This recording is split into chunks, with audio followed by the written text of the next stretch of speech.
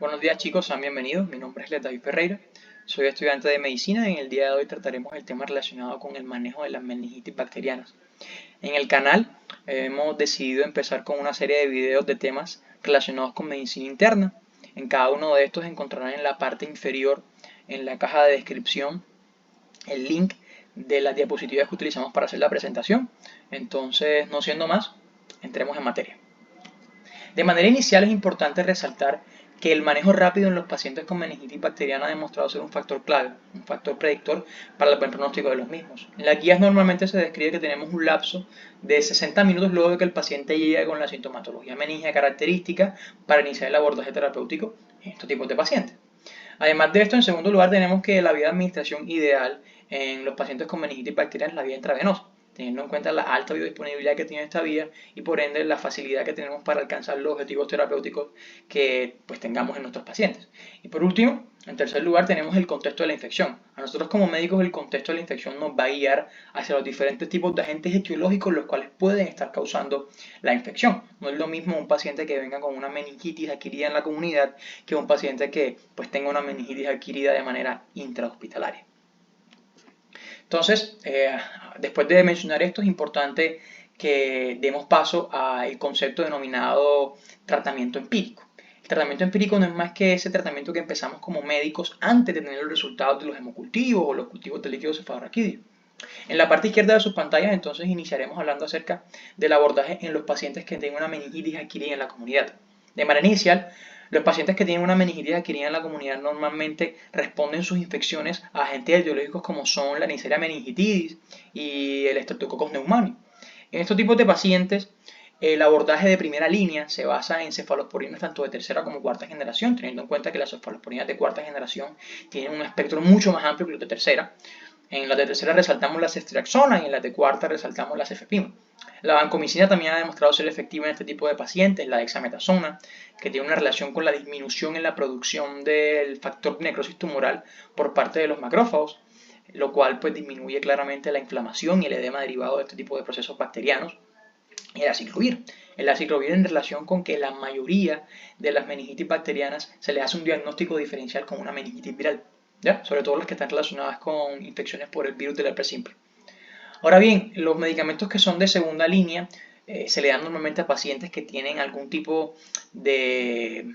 hacen parte de algún tipo de grupo de riesgo, como son, por ejemplo, los niños menores a 5 años, los ancianos o pacientes que están inmunocomprometidos, en los cuales el agente etiológico Listeria monocytogenes, la bacteria Listeria monocytogenes, presenta una gran cantidad es el responsable de una gran cantidad de los procesos infecciosos en estos mismos, que terminan derivados en meningitis. Entonces en ellos se utiliza la ampicilina como una estrategia terapéutica. En pacientes que sean alérgicos a la penicilina, la alternativa terapéutica en ellos es el trimethoprim sulfa. Ahora bien, en pacientes que antes de presentar la sintomatología meningia tengan procesos infecciosos como son la otitis, sinusitis, mastoiditis, en ellos el abordaje se da con metronidazol. Recordemos que este tipo de infecciones que anteriormente mencionamos normalmente están producidas por bacterias que son anaerobias gram negativas, ¿ya? Entonces el metronidazol tiene en su espectro este tipo de bacterias. En la parte derecha de sus pantallas entonces tenemos el abordaje relacionado con las infecciones intrahospitalarias. Recordemos que las infecciones intrahospitalarias normalmente se relacionan con agentes etiológicos como son las pseudomonas aeruginosas, el Staphylococcus epidermidis y el Staphylococcus aureus. En estos pacientes se reemplaza la ceftriaxona por la ceftazidina, la cefepime o el meropenem, teniendo en cuenta de que la ceftriaxona en su espectro antibiótico no cuenta con el tratamiento hacia las pseudomonas aeruginosas, que es el agente etiológico más importante en las infecciones intrahospitalarias. Entonces, cuando ya tenemos el resultado de los hemocultivos o los cultivos de líquido cefalorraquídeo, empezamos con el tratamiento específico.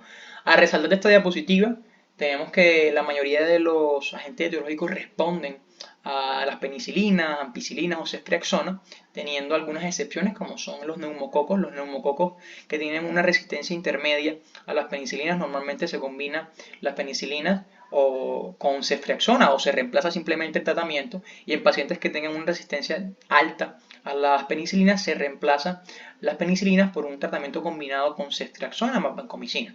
En pacientes los cuales tengan alergia a la ceftriaxona, o sea, a las cefalosporinas, En ello se reemplaza este medicamento por la rifampicina. Es un tratamiento que dura aproximadamente entre 10 a 14 días. Como tal, los bacilos gram-negativos también responden a ceftriaxona, en un tratamiento que durará aproximadamente unos 21 días, exceptuando la Pseudomonas aeruginosa, que responde al tratamiento que anteriormente mencionamos, que se basa en la ceftazidima y en la cefepima, ¿ya? Por un tratamiento que también dura 21 días.